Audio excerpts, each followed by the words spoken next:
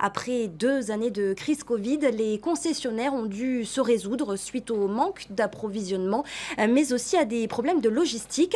Les professionnels du secteur qui ne font toutefois pas grise mine. En effet, les ventes de véhicules se portent bien. Nicolas Pérez, Veitiarenauta. Privés depuis 2 ans de salon de l'automobile, les concessionnaires devront encore patienter. À la suite de problèmes d'approvisionnement récurrents depuis la crise Covid et de soucis de logistique, le syndicat des concessionnaires automobiles polynésiens vient d'entériner l'annulation de l'édition 2022.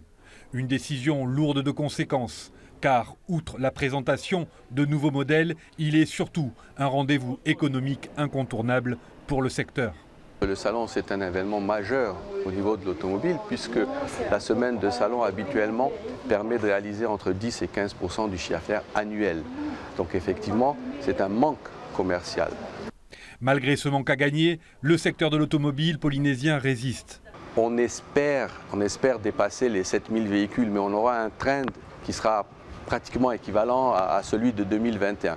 Mais en fonction de la fin de l'année, on a bien l'intention d'être au-delà des 7000 véhicules.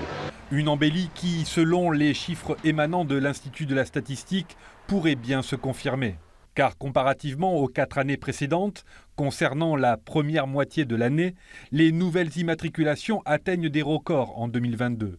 Le mois de mai en témoigne, puisque sur ce seul mois, 589 véhicules sont sortis des showrooms du territoire.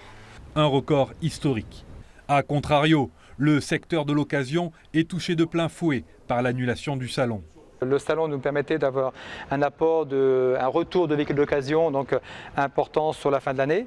Mais je pense que la vraie raison de manque de véhicules d'occasion, c'est aussi la prime à l'environnement il y a 2-3 ans qui a permis d'assainir le parc d'occasion et ce qui rend où il y a moins de voitures qui circulent aujourd'hui. Voilà. La vente entre particuliers pourrait aussi expliquer ce phénomène.